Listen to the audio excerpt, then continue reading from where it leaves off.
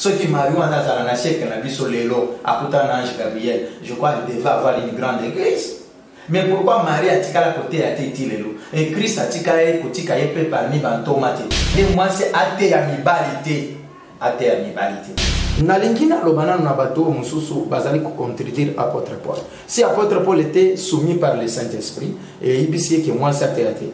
Mais yo pe lelo lobi que moi c'est athée. Il faut que tout le basiko nani Saint-Esprit anani za solo non, je permets à la femme d'enseigner. Pour sa raison il y a verset le pour l'apôtre Paul azo ça verset asa ko évoquer makambo qui na ancienne alliance azolo baboye. Ce n'est pas l'homme qui a été séduit, mais c'est la femme qui a été séduite. Mais le lot, ce qui est zoya, c'est parce que les gens ne comprennent pas bien les Écritures.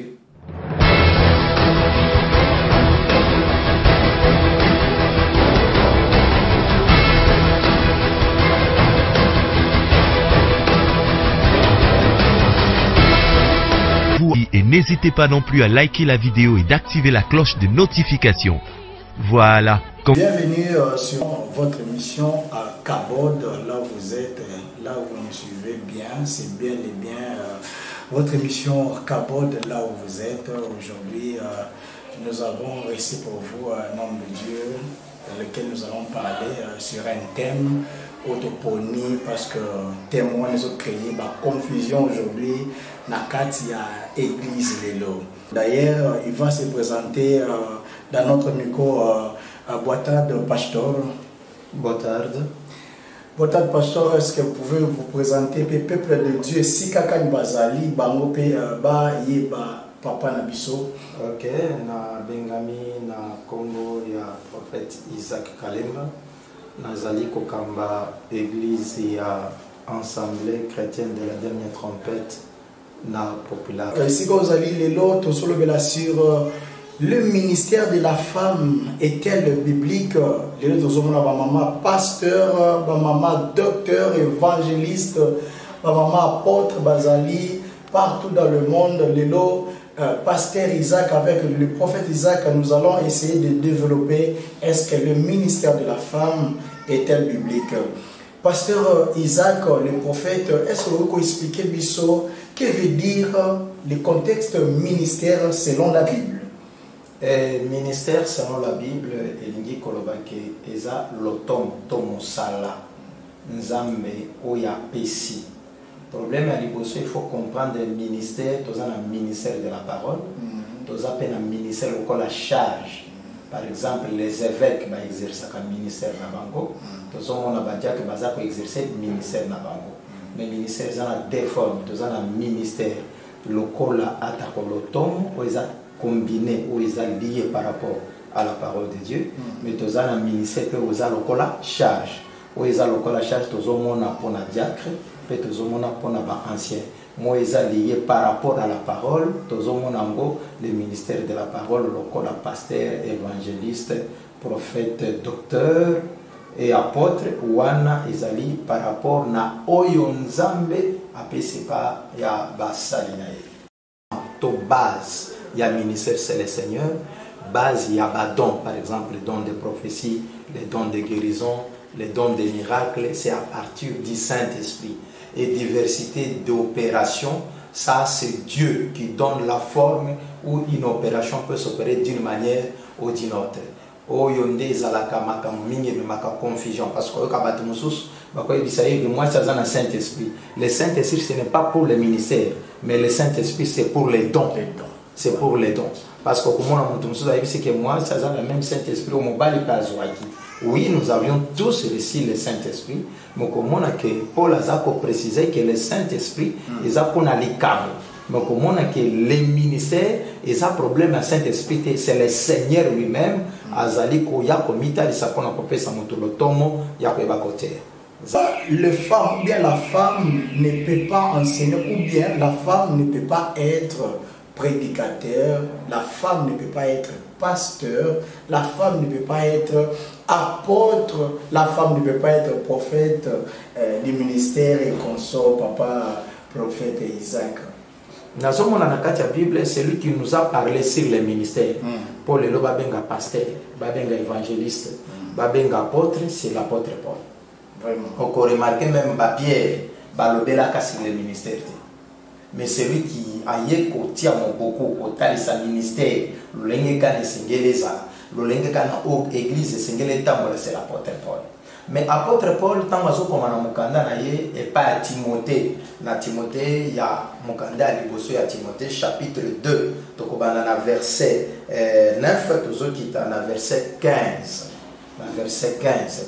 On peut remarquer qu'est-ce que l'apôtre Timothée est en train de parler. Apôtre Timothée d'abord a bandi kotali sa mwasi lolenge kan singela lata.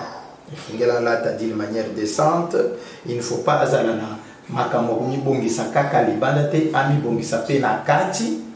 Et puis azali kwa kotali sa ke mwasi en réalité l'idée ya mwasi za kakote na monokote mais za kakote na bizaleli. Voilà pourquoi apôtre Paul azoloba ke ata mobali akoyebi nzambe te makoko yeba nzambe à travers bizaleli ya mwasi o bazana na ndako. C'est-à-dire mwasi za ka prédicatrice à partir de ses œuvres, de bonnes œuvres, c'est aussi la prédication de la femme. Mais vous remarquez que tango apôtre Paul azolobela makambo oy, tango zokoma na chapitre na verset 11, il y a 2 Timothée, azoloba boye que la femme écoute l'instruction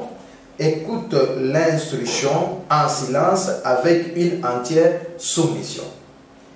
Et je ne permets pas à la femme d'enseigner ni de prendre de l'autorité sur l'homme, mais elle doit demeurer dans le silence. Nalingina lobana na bato mususu bazali ko contredire apôtre Paul. Si apôtre Paul était soumis par le Saint-Esprit et ibisi que moi ça théâtre. Mais yo pele lo lobi que moi ça théâtre. Il faut que to lo basiko nani Saint-Esprit anani za solo, soit il apôtre Paul les a solo, soit il y a yo za lokuta, soit il y a yo za solo, il apôtre Paul les a lokuta. Mais ce qu'il y a que Nathan Wakalamba si batanga qui belete mais yamuka apôtre Paul la pekisa qui. Mais est-ce que basi Nathan Wakalamba si batanga ka bazala kate, il y a des femmes qui ont étudié. Est-ce qu'ils ont dépendre de Nathan et d'ailleurs les Kambwanza mais en makambo tanga te. Est-ce que Peter l'atanga na classe ni? Il était pécheur. Vrai. Mais azote tango apôtre Paul azo pekisa mwasi. Azo pekisa mwasi azoloba ke na permettre mwasi afanda kimia et puis ate to apprendre autorité azo pesango raison parce que ce n'était pas l'homme, c'est-à-dire l'homme azongi na jardin d'Éden parce qu'on ne peut pas parler les choses actuelles sans passer par les choses anciennes. Yango komona Salomon azoba eloko asika na sia mwese ezalakati donc ezaka o ezalaki yango ezozonga. Apôtre Paul a expliqué la raison. C'est pour ça que quand tu dis non, je permets à la femme d'enseigner, mais sans raison, il y a verset, l'apôtre Paul a verset. À ça que évoqué ma caméra qui n'a ancienne alliance, ce n'est pas l'homme qui a été séduit, mais c'est la femme qui a été séduite. Pourquoi zongi na jardin d'Éden? Parce que jardin d'Éden, Nzambe appelle ça qui jardin d'Éden et pas à Mobali. Jardin ça elanga. Vous remarquez même Paul azoya kolobake bo yebite ke bino boza elanga ya Nzambe. Elanga c'est aussi l'église. Donc mon pasteur a liboso na kati église ezalaki Adam. Nzambe apesi Adam akoki, apesi ye aiba ko battre la jardin, aiba ko cultiver. Mais et puis on peut remarquer même dans la création, on peut remarquer la création, on peut remarquer que Nzambe tango azo sala mobali akosala mutu na mabele, mais Dieu doit prendre une partie, une portion de Dieu, de sa divinité, c'est-à-dire quoi, akosouffler dans ses narines, et puis mutu abandi ayekozwa bomoi. Mais vous remarquez mon colazo que la moisi, au comment on a Nzambe akosouffler les sources. Ceux qui a soufflé les sources, cette femme a eu la respiration à partir de qui? C'est-à-dire à partir de l'homme. Et l'ingi kolobake moisi azwaka bonzambe à partir ya mobali. Voilà pourquoi vous remarquez que apôtre Paul azozonga na jardin d'Éden et puis alingi atali saboye. Pourquoi azope qui sa moisi terre? Mukolo nzamba sololi na Adam parce que c'est lui qui était le gérant des jardins d'Éden, c'était Adam. Okobate là a tiré arbre de vie, arbre de la connaissance du bien et du mal na katikati ya jardin. Nzamba lobi na mobali ya lobi mukolo okolia okokufa. Là Dieu s'arrête. Mais quand le serpent vient au chapitre 3, est-ce que Dieu a-t-il réellement dit que tu trouveras que la femme a ajouté On remarque que moi, ça veut dire Nzamba lobi, tokolia pete, tokosimba te. Tokolia pete, tokosimba te. Or que kosimba te, Nzamba loba kiangote. C'est pour ça que on ne peut pas ajouter, on ne peut pas retrancher. Il faut parler ce que Dieu a dit. Les lois va te mêler, bazo bunga. Pourquoi? Parce que olingi kobakisa. C'est comme si on a maillé pour les kanzambe. Or que mutatika la pour les kanzambe na maillé la zalakati. Et c'est quelque chose que kanzambe makambo ya zoloba. Donc nzamba za très sage. Yango pourquoi azali koloba na monoko ya Paul que on peut remarquer que même dans le jardin d'Éden, ezali mobala zalaka séduite mais ça moi ça zaki séduit. Pourquoi moi si bazo pekisa? Parce que dans la prédication de la femme, elle ajoute toujours makambo oyo nzamba lobakite. Parce qu'il y a solo na nzamba. Papa Jonisa, bato bazo na biso ensemble avec papa Isaac. Il s'est pas comprendre quelque chose. Pourquoi la femme ne peut pas prêcher? C'est la raison pour laquelle elle a été, Ève a été séduite. Moi, ça peut être selon la Bible. Oui, elle a été séduite, c'est parce qu'elle n'avait pas la connaissance parfaite de la parole. Et Dieu ne lui avait pas donné la mission. Dans les jardins d'Éden, celui qui devait prêcher, c'était Adam. Mais tant que serpent est, yo solo la nzambete parce que tant nzamba solo na Adam, Ève va zalagete, Ève va y après. Tant que serpent zoto na nzamba loba ki bongo réponse à moi si madame zani ke loto na mobali nanga parce que yende muto solo la nzamba. Donc moi si posé à côté bandi le loto banda na koko na bango Ève alingaka toujours côté yango moni le loba maman mususu ba bandi ko bima na kwa côté. Mais Bible zo pe kisande moi c'est athée ya mibalité. Athée ya mibalité. Bible zote qui ça athée à l'ibalité. Par exemple, dans la réunion la bango, il y a ma maman, azana droit à côté. Par exemple, une femme samaritaine, ce qui a tiki elanga, accueilli les bandes dans l'évangélisation, à côté, mais ce qui m'a tout baillé na kati ya elanga, le col dans Jean chapitre 4, bakoti na kati ya elanga, oyo, Jacob a placé na Joseph, balobi tondimi poyo lo bakite, mais tozondima parce que bisomoko toyoki. Donc quand la femme entre dans les champs, et c'est la femme d'Akimia pour que le Seigneur puisse parler. Je crois que c'est là où il y a un problème zaliko tungisa bisomingi. C'est-à-dire une femme peut avoir la grâce de prêcher, ma prêcher bande qu'on a basi, ma prendre l'autorité parce que l'autorité na église mutoazali ko kambagnon c'est la parole. La parole c'est ça le ministère. La parole étant la na ministère parce que ministère ba yeba kango à partir de la parole. Parce que ministère ils ont trois exercices. Un ministre doit savoir exhorter, doit savoir prêcher et doit savoir enseigner. Tout ministre. Je répète bien que ministre Nyonso, il faut aïeba exhorter, aïeba enseigner, aïeba prêcher. On peut remarquer que Nazal le frère Paul, même dans l'ancienne alliance, on la consécration, au commun qui va consacrer sacrificateur, n'a pas mis ça tout. Nous sommes pas forme que c'est na galate, na galette, na pain prétu à l'huile, pain à gâteau. Mais nous ce sont des trois pains, mais ils ont la forme que c'est ça un sacrificateur. Donc aujourd'hui, comme un prédicateur, c'est la table avec ces trois choses, cette manière de véhiculer le message de Dieu, de permettre toi que ministre, toi ministre de Dieu. Mais le problème la biso lelo est par rapport au ministère de la femme. Oui. Alors moi si ce qui n'ont pas c'est par rapport à Christ. Et puis on a ça un argument c'est tellement important. Vous trouverez que même Jésus-Christ est en croyé. Marie, maman naïe. Marie, ce n'est pas n'importe quelle femme.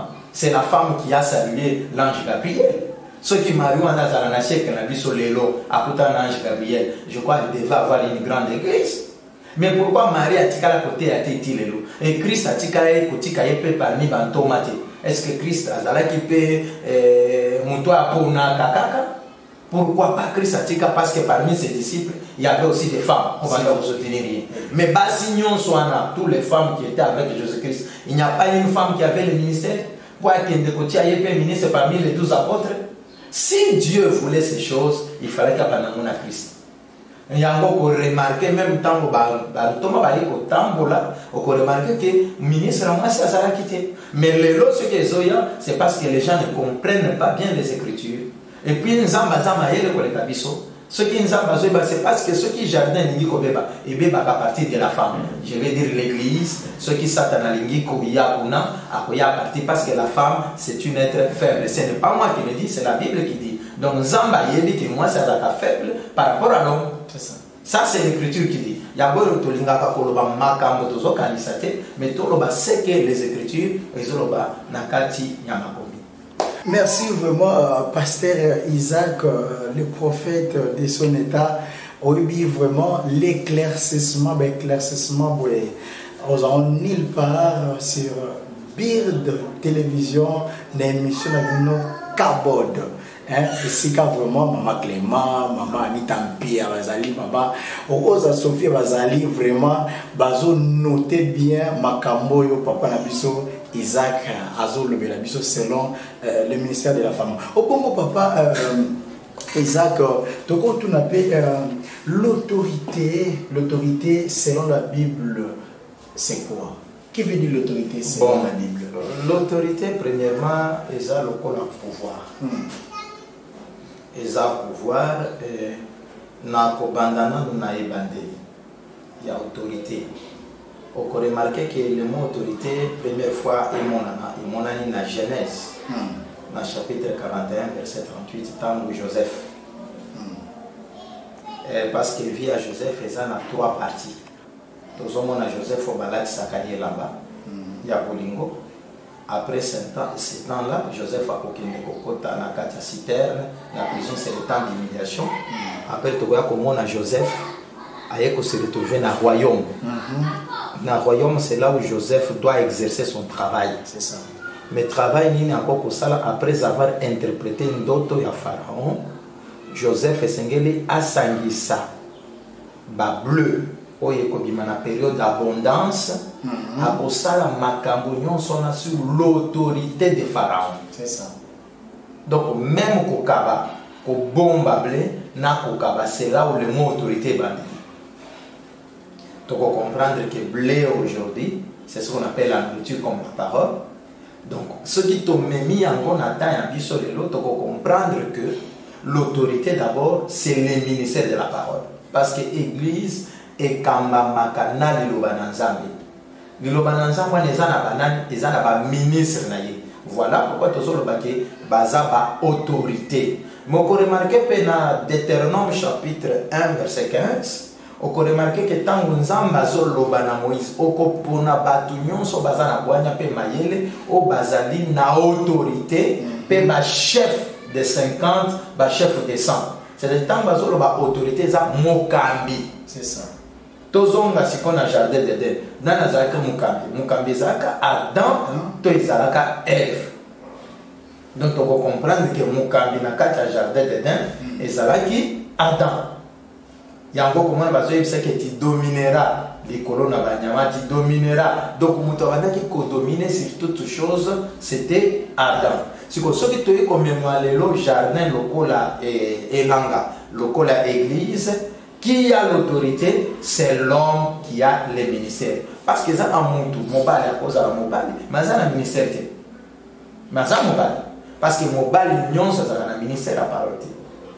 À cause de ça, mobile, ça a un ministère à parole. Mais non, notre autorité, c'est celui qui a le ministère de la parole. Parce que l'église est dirigée par la parole. Voilà, on a encore sur le problème de l'autorité, peut-être autorité on a battu à Kanisaka, le lengue na bango, mais autorité d'après Dieu, ezali oyazo banalité ya tonali lobananzambe, ya ngende sala ke autorité est alisama. Pourquoi? Parce que l'église a sala kamakambo selon l'église est sala kola pays moko, ou ezola la constitution na bango. C'est ça. Ezala kola soko sa na pays na bino. La constitution c'est pour cela Mouté azalaka lokola maître lokola avocat lokola ba juriste o ba si ba maîtrisant constitution ya mboka na bango. C'est-à-dire Mouté il faut ayeba na chaque problème lo lenge kani nzamba zoloba lo lenge kani ya kokamba église lo lenge kani ya conduire église nzamba. Les autres ont des difficultés, pourquoi? Parce que les gens veulent prendre, veulent imiter. Oui. Azolinga ko imiter. Et ça kokola ndeko moko nakutani na ye nakuti alobi na église il faut moi certain na tuni quelle raison ça nango parce que muté songola lobi na bi muté wana za est-ce que ça écriture pour te ba ko consulter parce que tout le monde que muté wana za faillible biso nyonso na lingina lobaka bongo te na lingina expliciter malamu parce que na écriture baveillard bamonaka songe mais bajeune bainterprétaka songe à baveillard. C'est ça. Donc dans les derniers temps baveillard baza mona songe mais komona ke bajeune gens bazo prophétiser songe à baveillard. Par exemple okomona vieillard moko azui songe c'est Pharaon, jeune gens yena sima c'est Joseph ou a interpréter songe ya Pharaon. Okomona na kanisa azui ndoto mais pour remarquer que jeune gens lokola Daniel a interpréter ndoto na été mazo interpréter ndoto ya nani ya Nabucodonosor. Na lingine probani batu nyonso ya kala ba Moïse ba prophète ba pesa ba songe biso lokola ba ministre alelo tozana temps pour fabriquer songe na biso te mais tozana temps ya kokende ko interpréter les songes qui existent encore. Amen. Mais ce que ça va tebele lelo bazo linga ba fabriquer songe na bango. Ce qui a fabriqué songe na ye or que moto amona ka songe za jeune eza via elingo ba via eza bato ba yaka avant ba jeune ne ko ba biso ba toto yena sima de secret to interpréter songe ba via moko mona moto so a confondre ya mona lo baka des fois que nata na biso il ne faut pas jeune amona ndoto mais ndoto jeune il faut à prophétiser mais ba via peut ba mona songe mais ba via peut ba prophétiser nante.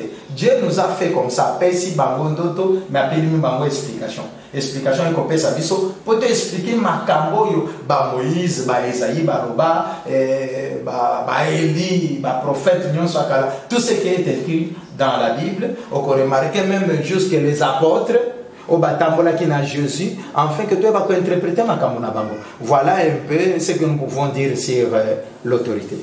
Papa balobi pe boye balobi ba maman pasteur respect na bino place bozali ba maman apôtre ba maman docteur balobi apôtre Paul ndeko andotele mama kambwana eza na mote nzambe. Papa est-ce qu'on démontrer biso refuser à la femme d'avoir le ministère autoritaire? Est-ce que c'est selon le plan plutôt de Dieu ou le plan de l'apôtre Paul? Exactement le plan ensemble parce qu'apôtre Paul a zolo makamuna et mon côté apôtre Paul a zolo puisé makamunyo sur la Bible. Alors lui d'abord c'est lui qui était formé premièrement c'était l'homme. C'est ça. Pourquoi sortir premièrement l'homme ensuite la femme? Est-ce que kokela ya mobali liboso ezana tina te? Ezalité. Kokela maman si na sima ezalité. Na kopesa exemple moko.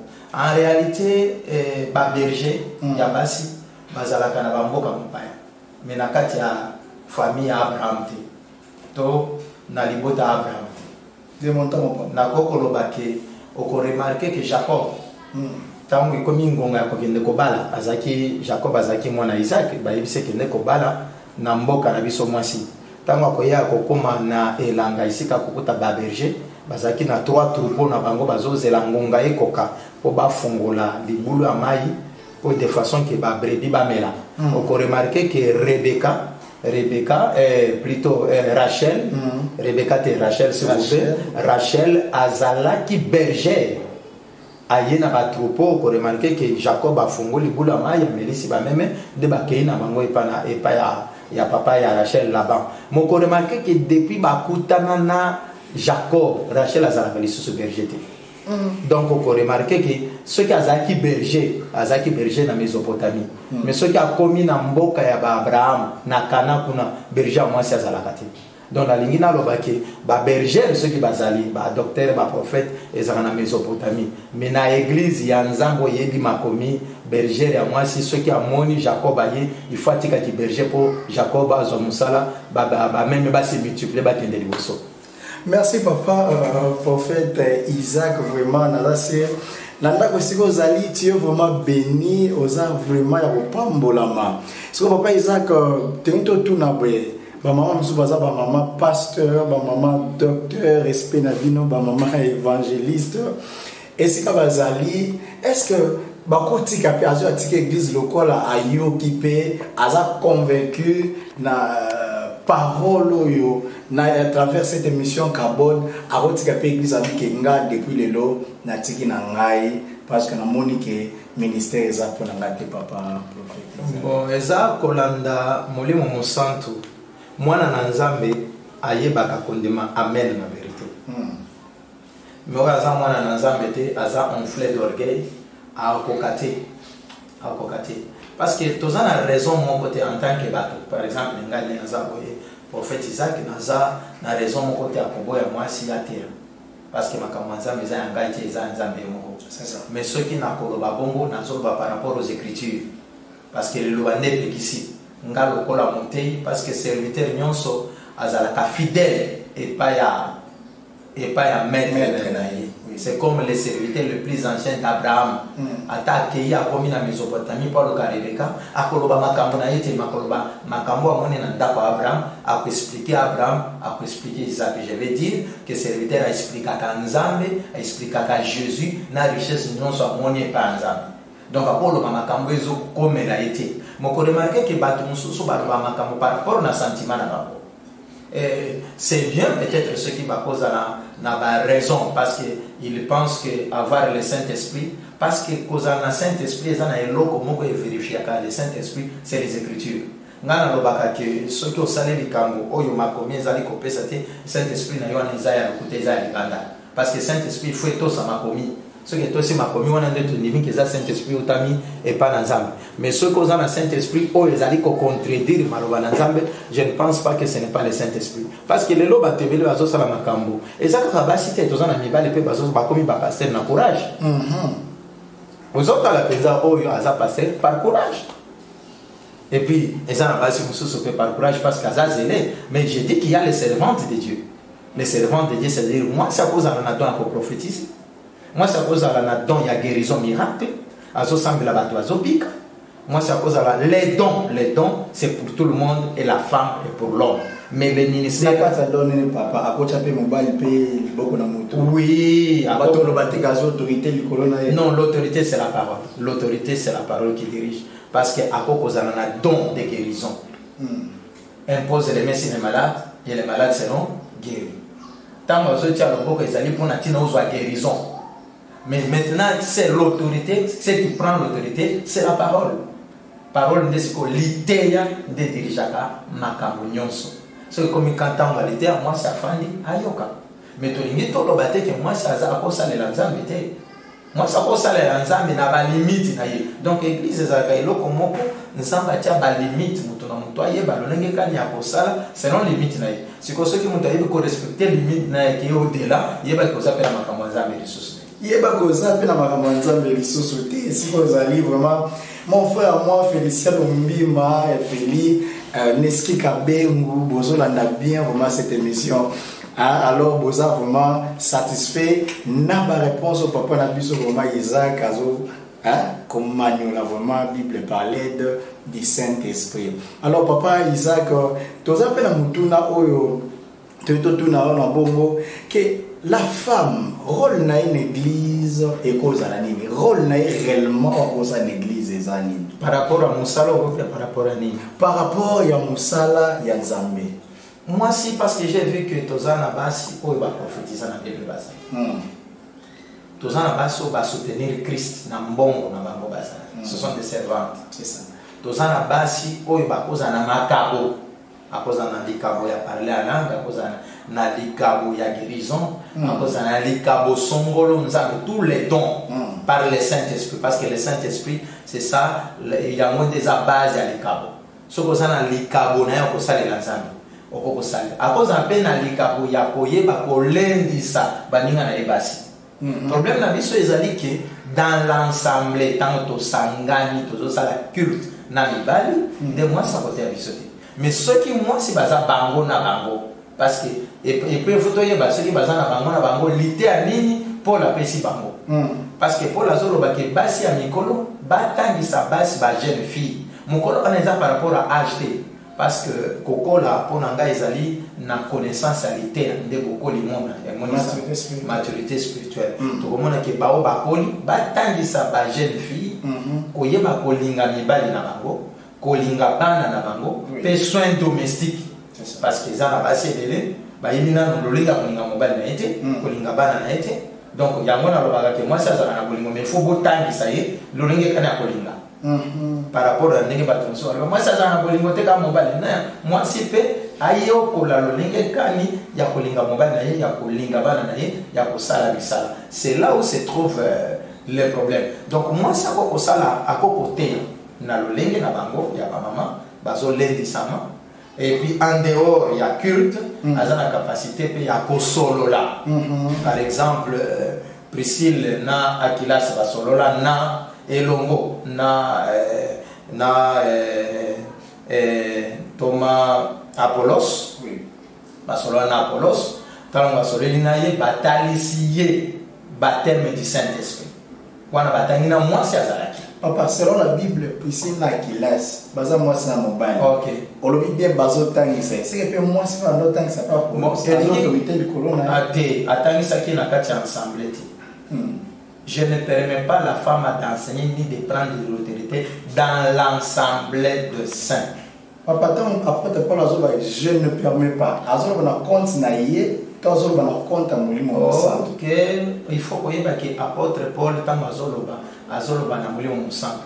Na kama kabato mususu donc ezana makamu mususu apôtre Paul alobaki yemoko, mais na makamu mususu mulimo santo. Ce qui apôtre Paul a dit que tous un ministère prophétique, apôtre, docteur, wana mulimo santo lobaki.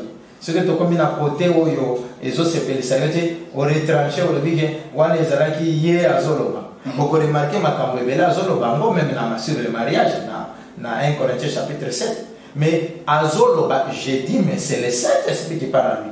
En réalité, nakati na ye za Christ muto azoloba, c'est ça. Nakoki koloba likambo mais nazoloba ngo sous l'autorité de Christ. Et ça molongo eza ko conformer na écriture. Mais nga na personnaliser ngo, so na personnaliser ngo lingo lo keza ya ngaite. Mais parce qu'apôtre Paul a sala musala na kati église. Église à Seigneur. Est-ce que kukamata makambo na ye parce que moi je crois que l'apôtre Paul c'est un serviteur fidèle. Kukamata makambo na ya qui ne côté son église. Non, il parle de la part du Seigneur. Non, il parle de la part du Seigneur. L'apôtre Paul, maintenant les bonnes choses ne disent pas dans la cacanette bandaki papa Isaac a ba réponse belé même na mutu nous en a ko répondre ngana yolongo vraiment pour que tous ala éclairci et ka tozali na temps ya suka na temps ya suka ba des ans tellement belé vraiment pour na lelo na itali mission na biso kabo de tout monde to suki wana te pesi bongo merci na papa na biso prophète Isaac vraiment papa biso to baki aza riche hein papa biso aza vraiment riche et si ko zali oza vraiment satisfait montaza molimo mo santo hein conduit par les Saint-Esprit aza satisfait bongo papa Isaac to pesa na yo moi maloba suka par rapport à l'émission oyo c'est pour ça na bana nzambe si ko kamba pe église corps de Christ ka oza ka pasteur te pour l'église na yo moza pe pasteur pour na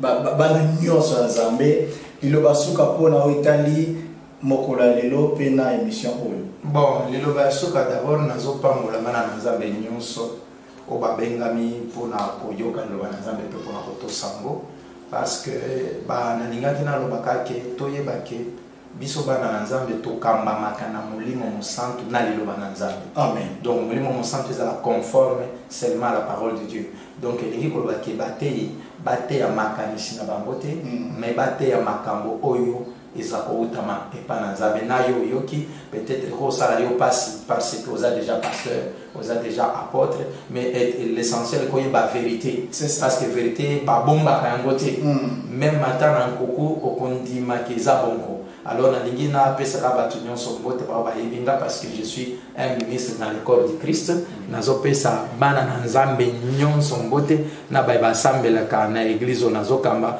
na ba sambela ka na église na kamba kate mais baye bazalaka ba fanatique ya batute mais bazalaka ba fanatique ya loba na nzambe. Voilà, bato baza fanatique ya loba na nzambe. Merci beaucoup na papa nanga Bruno Kasongo merci pe na yo landi biso na poko lelo naza si ba numéro na biso ezali so za na posa na biso robé na biso à travers ces numéros pour que okuta na biso tozala elongo. Merci beaucoup na ingénieur Galdingandu li double linkonde moi benga papa mapasa Ozali Lisakolponae. Merci aussi à Carlos Kabalo na Mifloz Ngandu Obed Ngandu na Pambobino na Kombo na Estokutani. À la prochaine émission. La vidéo et d'activer la cloche de notification. Voilà, comme ça.